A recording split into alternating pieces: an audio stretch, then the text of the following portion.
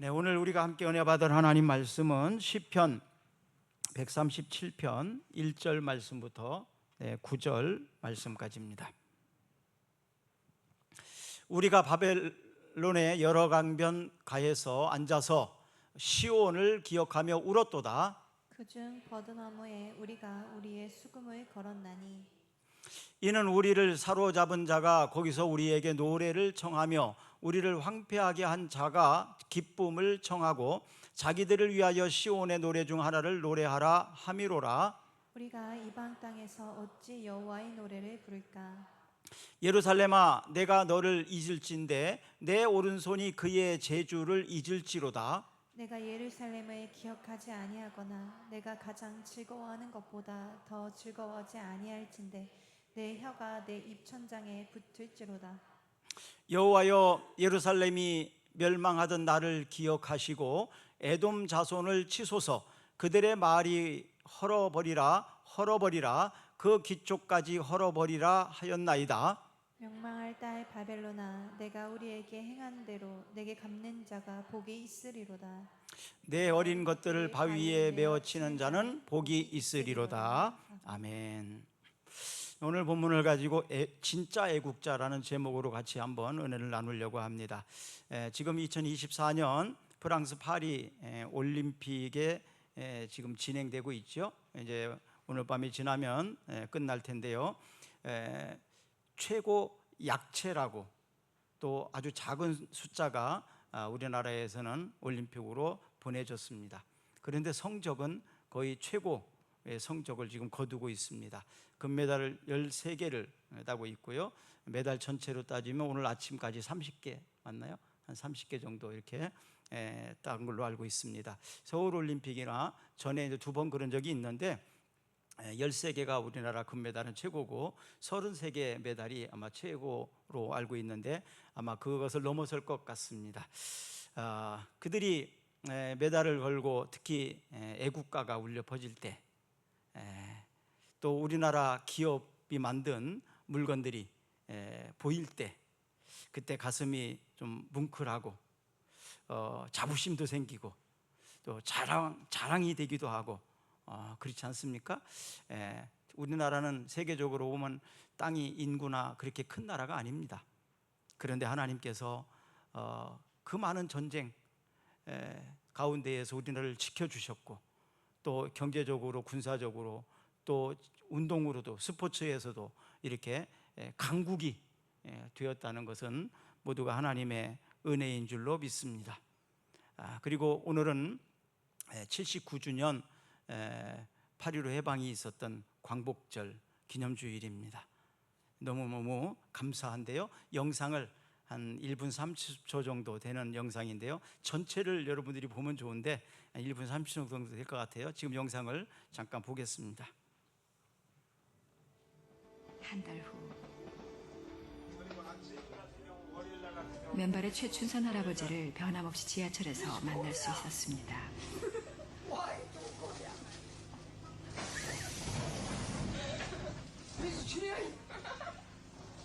가짜니요.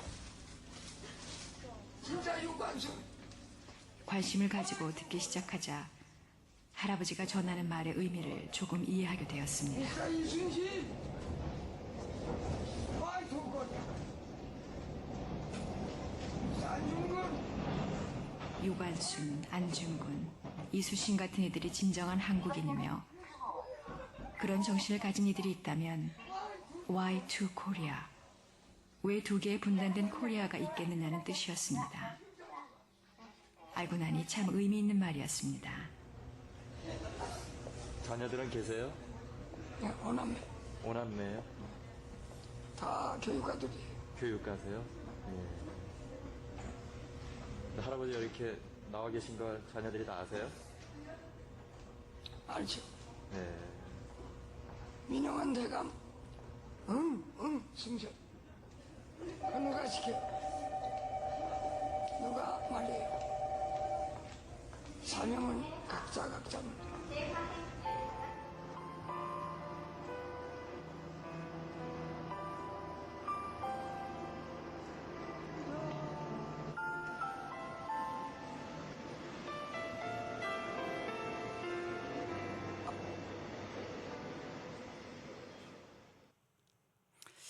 서울 지하철역에서 광인으로 사는, 소위 미친 사람이라고 그러잖아요. 광인처럼 사시는 분이었는데요.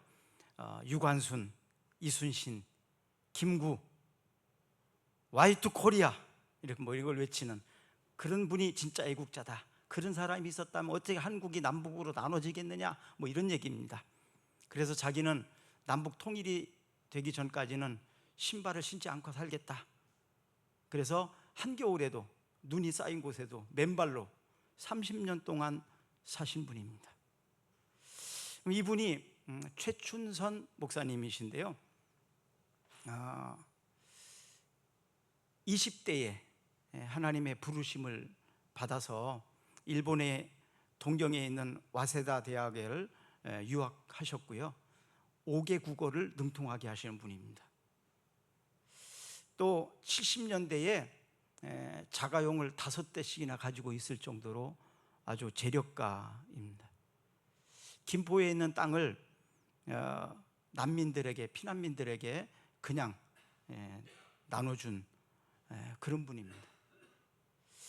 그럼 왜 이분이 그렇게 사셨을까? 말년에 이렇게 사셨을까? 그 얼굴을 잠깐 이렇게 확대해서 봤을 때 어떻습니까? 뭐 얼굴에 굉장히 평안함이 있죠. 굉장히 고우시죠. 그것은 그의 마음이 그렇다는 얘기죠.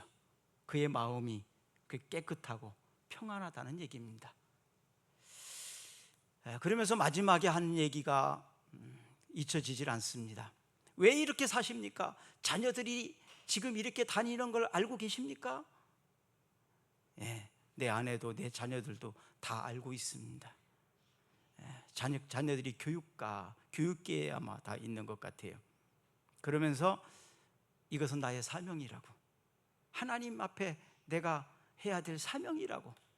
그래서 30년 동안 신발을 신지 않고 자기는 광인으로, 미친 사람으로 사람들에게 손가락질을 받을지 모르겠지만 나는 그렇게 살아가는 거라고, 누구를 의식해서가 아니라 하나님께 내가 해야 될 사명으로 알고 그렇게 산다고, 이렇게 그 얘기입니다. 그리고 각자의 사명은 다르다고. 각자의 사명은 다르다고. 저의 사명, 또 여러분들의 사명은 무엇인지를 한번 생각해 보게 만듭니다. 그러면서 충성이라는 말을 해요. 각자가 하나님 앞에 충성스러움. 애국이라는 것은 나라를 사랑하는 것이죠. 애민은 백성을 사랑하는 것입니다.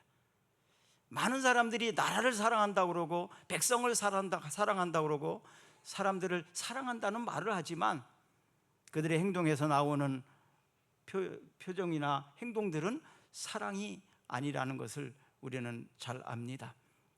사랑은 받는 것이 아닙니다. 사랑은 하는 것이고 주는 것이고 베푸는 것이 사랑이라는 것이죠. 어떻게 살았든 간에 진심은 통하게 되어 있어요. 처음에는 이 최춘선 목사님이 광인처럼 사람들은 비웃었지만 나중에 그의 진가를 알고 난 다음에는 그의 진심을 느낄 수 있었지 않습니까? 바로 진심은 사람을 변화시킵니다. 진심은 진정한 변화가 일어나게 만듭니다. 여러분과 저의 진심이 하나님 앞에서 또 우리 나라 앞에서 순수하게 충성스러움으로 인정받았으면 좋겠습니다. 사랑, 하나님은 세상을 이처럼 사랑하셨다고 말합니다. 그래서 마태복음 1장 21절에 보면 아들을 낳으리니 이름을 예수로 하라. 이는 그가 자기 백성을 그의 죄에서 구원할 자이시다. 예수님을 이 땅에 보내신 것은 하나님의 사랑이었어요. 하나님의 백성을 구원하기 위해서입니다. 또 여러분들이 잘 알고 있는 요한복음 3장 16절 한번 해볼까요? 하나님이 세상을 이처럼 사랑하사 독생자를 주셨으니 이는 저를 믿는 자마다 멸망하지 않고 영생을 얻게 하려 하심이라. 예수님이 이 땅에 오셔서 우리를 대신해서 십자가에 죽으신 것은 우리를 구원하기 위해서, 우리를 멸망 가운데에서 건져주시기 위해서 그렇다라고 합니다. 로마서 5장 8절에 보면 우리가 아직 죄인 되었을 때에 그리스도께서 우리 죄를 위하여 죽으심으로 하나님께서 우리에 대한 자기의 사랑을 확증하셨느니라. 우리가 아직 죄인 되었을 때, 사람들은 회개하면 용서를 구하면 용서해 주겠다 이렇게 말하지만, 성경은 하나님께서 우리가 아직 죄인 되었을 때에 하나님께서 우리를 위해서 예수님을 보내주셨고, 그 아들이 죽으심으로 하나님의 사랑을 우리에게 확인시켜 주셨다라고 말합니다. 누가 다른 사람을 위해서 죽을 수 있겠습니까? 우리는 나라를 위해서 죽은 사람을 애국 선열이라고 말합니다. 그래서 나라를 위해서 죽은 사람이 종종 있어요. 근데 나라를 위해서 죽는 사람이 많지 않습니다. 다른 사람을 위해서 죽는 사람도 가끔 있어요. 그러나 죄인을 위해서 죽은 사람은 과연 몇 명이나 있을까요? 부모를 위해서 죽는 자식이 있을까요? 자식을 위해서 부모가 죽는 사람이 가끔 있을 수 있겠죠. 그것은 굉장히 어려운 일입니다. 그런데 예수님께서는 바로 우리가 아직 죄인 되었을 때 나를 위해서 대신 죽으심으로 나를 구원하시고 내가 하나님의 자녀가 되게 하셨다라고 성경은 말하고 있는 거예요. 이게 바로 하나님의 사랑이었습니다. 여러분은 하나님의 사랑을 받고 있는 소중한 사람입니다.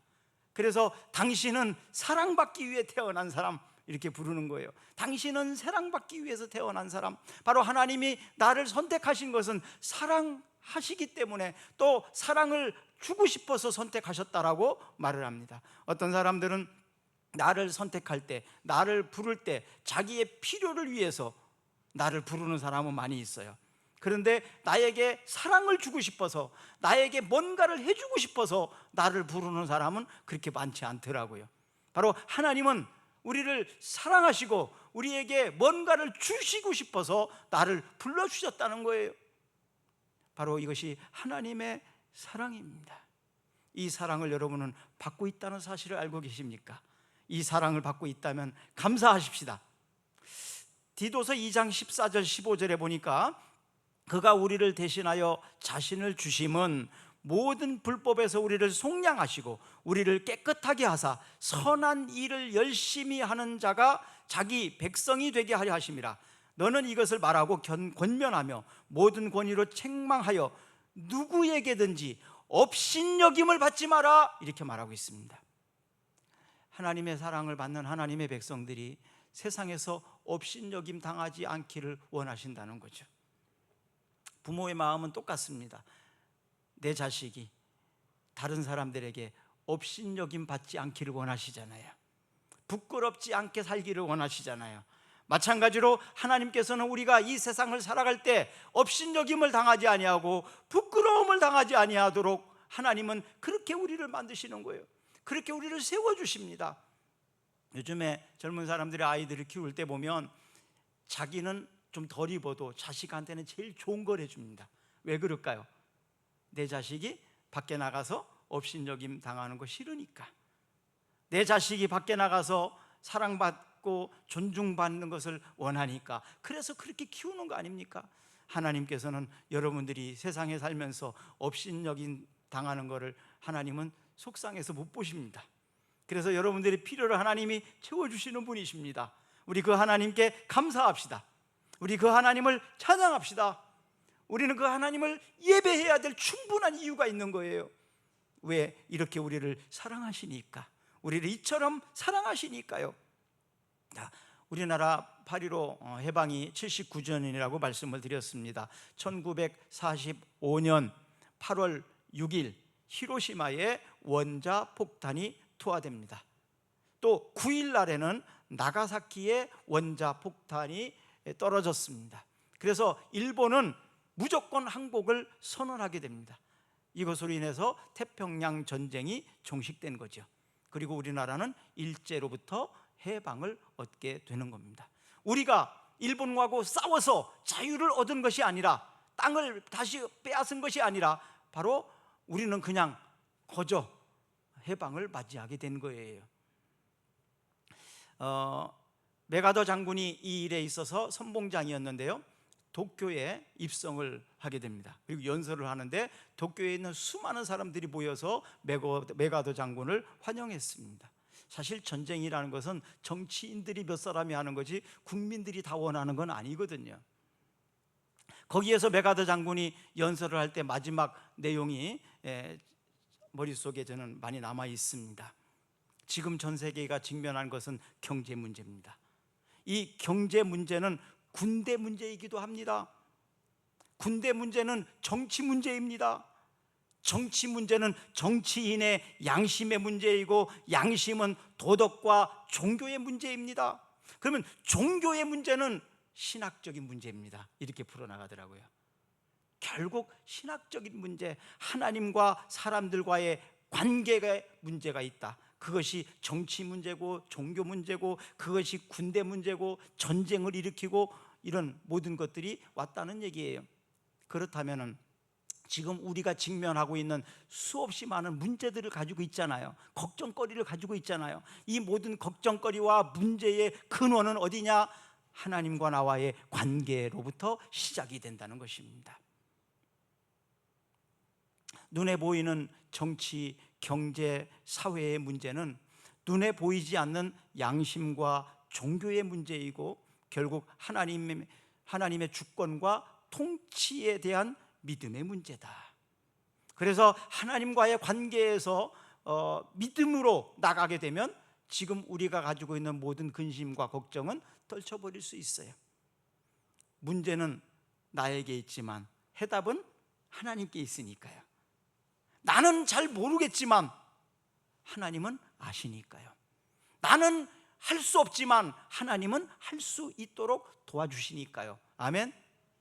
네. 그래서 저는 걱정 안 합니다. 네. 하나님이 도와주실 거니까, 하나님이 인도해 주실 거니까. 하나님이 인도해 주십니다. 하나님이 도와주십니다. 걱정하지 마세요. 그러면 우리는 문제에 집중하지 말고 하나님과의 관계에 집중하는 게 지혜로운 사람입니다. 지혜로운 사람입니다. 본문은, 오늘 말씀은 BC 586년 나라를 잃고 70년간 바벨론에서 포로 생활하던 이스라엘 백성들이 부른 슬픈 노래, 그래서 애가라고 부릅니다. 슬픈 노래, 애가. 우리나라는 36년간 일본의 지배를 받은 경험이 있었기 때문에 공감되는 아픈 역사이기도 합니다. 우리 세대는 이미 너무 이제 오래되다 보니까 많이 잊혀졌겠지만, 뭐 이순도 권사님 정도 연세 되시는 분들은 일제 시대를 살아왔던 분이니까 그때가 아마 생생하게 떠오를 겁니다. 나라를 잃어버리고 주권을 잃어버리고 일본이 통치하는 그 시대에 살았던 그 어렵고 힘든 경제, 또 군사적으로 정치적으로 그때 어렸을 때들이 아마 기억에 있을 것입니다. 바로 그 어려운 가운데에서 부른 노래, 그래서 애가라고 그럽니다. 바벨론은 메대왕 다리오에 의해서 멸망을 당했는데요, 바벨론으로부터 이스라엘이 해방된 것은 스스로의 힘이 아니고 바로 메대왕 다리오에 의해서 멸망당함으로 인해서 이스라엘이 해방을 그냥 얻은 거예요. 우리나라 해방하고 비슷하죠. 닮았지 않습니까? 바로 이 다리오 왕의 뒤를 이어서 그의 조카 고레스가 왕이 되거든요. 바로 이 고레스는 바샤, 여러분들 역사로 말하면 페르시아입니다. 페르시아를 세우죠, 고레스 왕이. 이런 과정 속에서 이스라엘 백성들이 바벨론의 포로로 잡혀갔던 사람들이 귀환을 하게 됩니다. 이스라엘의 해방, 그것은 그들의 힘이 아니었던 것임, 우리나라의 해방도 우리의 힘이 아니라 하나님의 은혜였다는 것입니다. 지내놓고 보면 사실 우리의 삶도 하나님의 은혜가 아닌 것은 아무것도 없습니다. 그래서 사도 바울은 고린도전서 15장 10절에 고백을 합니다. 우리도 동일하게 고백합니다. 같이 읽어봅니다. 그러나 내가 나된 것은 하나님의 은혜로 된 것이니 내게 주신 그의 은혜가 헛되지 아니하여 내가 모든 사도보다 더 많이 수고하였으나 내가 한 것이 아니요 오직 나와 함께 하신 하나님의 은혜로라. 내가 한 것이 아니라 하나님의 은혜다. 보통 사람들은 어려운 일을 당하면 좌절하고 슬픔과 원망, 분노, 막 이런 감정을 가지고 자신을 원망할 뿐만 아니라 다른 사람에게서 그 원인을 찾아서 책임을 물으려고 합니다. 근데 느헤미야는 나라의 이 어려운 소식을 듣고 어떻게 했느냐 하면 뭐 원망하고 분노하고 그런 것이 아니라 금식하며 울었다라고 말합니다. 모든 문제의 근원이 바로 어디에서 온다는 걸 알았기 때문에 하나님과 나와의 관계에 있다. 그러니까 이 모든 문제를 가지고 하나님 앞에 나가서 울었다는 거예요. 하나님 저를 불쌍히 여겨달라고, 하나님 저를 도와달라고. 그래서 하나님 앞에 우는 사람은 세상에서 울 일 없습니다. 안 울어도 됩니다. 왜? 하나님 앞에서 울었기 때문에. 사랑하는 여러분, 세상에서 울지 말고 세상 사람들에게 가서 하소연하지 말고 하나님 앞에서 우시기를 바랍니다. 그건 부끄럽지 않아요. 세상에서 울면 나중에 부끄러워지게 됩니다. 느헤미야 1장 6절과 7절 한번 오늘 본문과 연결된 말씀이니까 한번 같이 읽어보겠습니다. 이제 종이 주의 종들인 이스라엘 자손을 위하여 주야로 기도하오며 우리 이스라엘 자손이 주께 범죄한 죄들을 자복하오니 주는 귀를 기울이시며 눈을 여시사 종의 기도를 들으시옵소서. 나와 내 아버지의 집이 범죄하여 주를 향하여 크게 악을 행하여 주께서 주의 종 모세에게 명령하신 계명과 율례와 규례를 지키지 아니하였나이다. 하나님 앞에 나가서 잘못했다고 용서를 구하는 그런 기도입니다. 소돔과 고모라는 회개하지 않아서 멸망했습니다. 니느웨 성은 회개해서 용서를 받았습니다. 사울 왕은 회개하지 않아서 버림을 받았습니다. 다윗은 회개함으로 용서받고 쓰임을 받았습니다. 다음 세대를 생각하지 아니하고 이기심으로 더 누리려고 하는 오늘날 이 시대를 보면서 그건 애국자가 아닙니다. 빚이 얼마가 되든 상관없어요. 내가 우선 받아 누리고 쓰면 되는 거예요. 다음을 생각하지 않는 거예요. 우리 자녀들을 생각하지 않는 모습입니다. 공금이 아닌 자신의 것으로 기부하고 먼저 나누는 사람이 진짜 애국자입니다. 자기 돈은 하나도 안 쓰면서 공금 가지고 나라 돈 가지고 세금 가지고 생생되려고 하는 것은 애국자가 아니라 매국노입니다. 국민을 사랑하는 애국은 말로 하는 것이 아닙니다. 저는 일본 올림픽 나가서 금메달, 은메달, 동메달 막 이렇게 뛴 선수들을 보면서 정말 어린아이들이, 너무 어린아이들이 참 많았어요. 그런데 그 어린아이들이 그렇게 뛰는 걸 보면서 감동이 참 많이 있더라고요. 아, 어린 게, 나이가 어린 게 진짜 어린 게 아니구나. 나이는 어리지만 어른스럽다. 오히려 나이는 많지만 애 같은 사람들이 많다. 그런 생각을 가졌습니다. 국민을 사랑하는 말, 그것이 우리의 행동으로 나타나야 됩니다. 그럼 어떻습니까? 근로자는 이기심이 아니라 국가와 사업가 뭐 이런 사람들도 생각할 줄 알아야죠. 직원들이 사장도 생각할 줄 알아야 됩니다. 사장도 직원을 생각해야 되지만 사장이 어떻게 되든 말든 나만 월급 많이 받아가려고 하는 것은 좋은 직원이 아니잖아요. 교육과 기술과 지식으로 종사하는 지식인들, 그들은 그들이 가진 기술을 공적인 것으로 생각할 줄 알아야 됩니다. 자기들이 습득한 기술을 외국에다 팔아먹는 그런 사람들이 종종 우리나라에 있더라고요. 양심을 따라서 역사의식을 가져야 됩니다. 정치인들은 국민들이 월급을 주고 고용한 고용인입니다. 근데도 정치인들은 자기에게 월급을 주는 사람을 무시해요. 우리가 월급 줘서 자기들 세운 건데 오히려 군림하려고 합니다. 애국은 각자의 자리에서 사심을 버려야 합니다. 나라를 위해서 자신이 무엇을 해야 되는지 좀 생각할 줄 알아야 됩니다. 학생은요, 열심히 공부하는 게 애국입니다. 학생은 뭐 하는 게 애국이에요? 열심히 공부하는 게 애국입니다. 법관은 공정하게 재판해야 합니다. 농민은 땀 흘려서 열심히 농사를 지어서 사람들을, 국민들을 먹여 살리는 것입니다. 사업가들은, 상인들은 정직하게 거래하는 것입니다. 군인과 정치인은 국민의 재산과 생명을 지켜야 됩니다. 이스라엘 왕 중에서 여로보암 2세가 있어요. 이 사람은 41년 동안 왕이었습니다. 굉장히 오랫동안 나라를 다스린 사람입니다. 그런데 악한 왕의 대명사라고 열왕기상 열왕기하 14장 23절에 나오면, 얼마 전에 읽으셨죠? 여로보암은 악을 행한 자였다. 그리고 그 후대에 또 악한 사람이 나오면 뭐라고 말하느냐면 여로보암을 따라서 악한 사람이었다, 이렇게 말합니다. 열왕기하 22장 2절을 한번 보면, 요시야가 여호와 보시기에 정직히 행하여 그의 조상 다윗의 모든 길로 행하고 좌우로 치우치지 아니하였더라.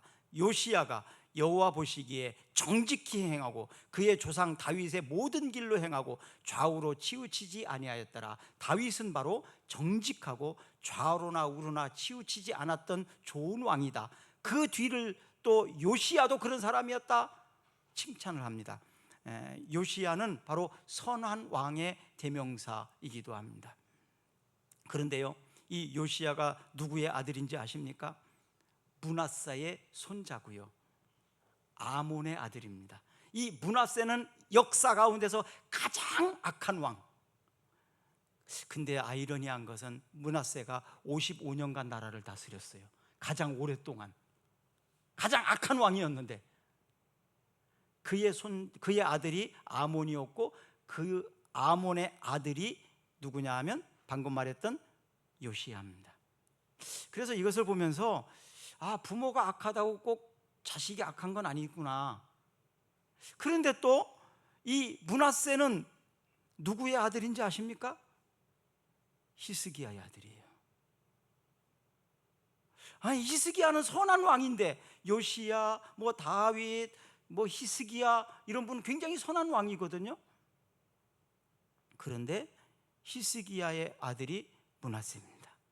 아버지는 선한 왕이었는데 자식은 가장 역사상 악한 왕이더라. 이게 참 아이러니하잖아요. 그래서 제가 한번 역사를 한번 추적을 해봤어요. 도대체 어떻게 해서 이 바로 히스기야 같은 왕한테서 므낫세 같은 아들이 나왔을까? 보니까요, 므낫세를 낳을 때가요, 히스기야가 생명 연장을 받은 15년 사이에 낳은 아들이더라고요. 그래서 하나님이 정해놓은 기한대로 사는 게 제일 좋은 거구나. 억지로 살려달라고 막 더 오래 살게 해달라고 할 필요가 없구나. 그래서 히스기야의 15년 연장된 것은요, 삶이 그렇게 좋지 않아요. 다 까먹었어요. 옛날에 좋은 거, 잘해놓은 거. 바로 므낫세는 12세의 왕이 됐거든요. 그럼 히스기야가 죽고 왕이 됐다는 얘기니까 맞잖아요. 15년 사이에 낳은 거예요. 그리고 그의 어머니가 헵시바입니다. 헵시바의 뜻은 여호와께서 너를 기억하실 것이다, 이런 뜻이거든요. 이름은 참 좋은 이름인데 그 사이에서 낳은 아들이 므낫세였어요. 그리고 므낫세의 아들이 아몬이고, 아몬 아들이 요시야입니다. 환경이 영향을 끼치는 건 사실이에요. 환경이 안 좋으면 힘든 건 사실입니다. 그러나 꼭 환경이 안 좋다고 꼭 나쁜 사람만 나오는 건 아닙니다. 난세의 영웅도 나오는 거예요. 지금 여러분들의 환경이 안 좋다면 여러분들이 난세의 영웅이 되시기를 바랍니다. 환경을 바꿔놓을 수 있는 사람이 되기를 바랍니다. 조상 탓하고 부모 탓하고 과거에 누구를 탓하고 탓하지 말고, 성경 앞에 역대상 또 역대하 이런 데서 평가하는 것은요, 군사력이나 경제력이나 영토 확장이나 통치 기간이나 이런 게 업적이 아니다. 얼마나 선한 왕이었냐, 또 하나님 앞에서 어떤 삶을 살았느냐, 이것이 중요한데 산당과 또 우상을 없애고 막 이런 거를 하나님은 가장 기쁘게 생각했더라고요. 역사에 우리는 방관자가 될 수가 없습니다. 왜냐하면 우리는 지금 역사 가운데 살고 있으니까요. 구경꾼으로 살 수 없습니다. 도피자로 살 수도 없습니다. 우리는 광복의 은혜를 입은 사람들입니다. 반역자들이 있는 곳엔 반역자들이 모이는 거예요. 충성하는 사람들이 모인 곳에는 충성하는 사람들이 모입니다. 내가 반역해놓고 다른 사람이 나에게 충성하기를 원한다면 옳지 않지요. 내가 충성하는 모습을 내 자녀에게, 우리 후세에게 보여줄 수 있어야 그들도 나를 또 충성하는 것입니다. 하나님 앞에 충성스러운 사람이 되었으면 좋겠습니다. 나라에도 충성스러운 사람이 되었으면 좋겠습니다. 지난주 금요일 날 좀 설교 준비를 하다가 좋은 예화가 있어서 은혜 받은 것이 있어서 오늘 소개를 또 하고 싶습니다. 세브란스 병원이 어디 대학병원이죠? 연세대학병원이죠. 세브란스 병원, 그렇죠? 이 세브란스 병원이 어떻게 설립됐는지 아십니까? 그건 잘 모르겠죠? 이 세브란스 병원은요, 카나다 선교사 에비슨이라는 선교사가 있는데요, 이 사람이 한국에 와서 선교를 하다가 6년 정도 되었을 때 몸이 너무 많이 아팠어요. 그래서 한국에서 치료를 받을 수가 없었어요. 현대식 병원이 있어야 되니까. 그래서 결국 고국으로 돌아갑니다. 고국으로 돌아가서 그때부터 기도하기 시작합니다. 대한민국에도 현대식 병원이 세워졌으면 좋겠다고, 하나님 대한민국에 현대식 병원을 세워달라고 그렇게 기도하기 시작을 했습니다. 그리고 이게 카네기 홀에서 그가 연설할 기회가 있어서 그때 그 연설 중에 그 이야기를 합니다. 나는 한국에서 6년 동안 선교를 하다가 몸이 아파서 돌아왔다. 한국에도 현대식 병원이 생겼으면 좋겠다라고 기도하고 있다고. 그 연설을 들은 한 청년이 이 에비슨 선교사님을 찾아왔습니다. 선교사님, 저도 기도하고 있었습니다. 저는 어딘가에, 어느 나라에인가는 병원을 세우고 싶은데 어디가 좋은지 몰라서 정하지 못하고 지금 1년째 기도하고 있습니다. 그렇게 고백을 한 거예요.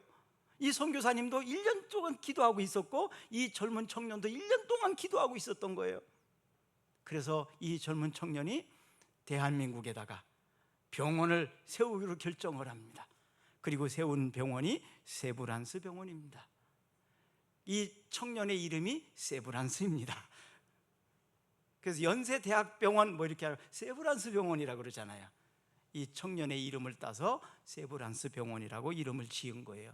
1902년 9월 달에 세웠습니다.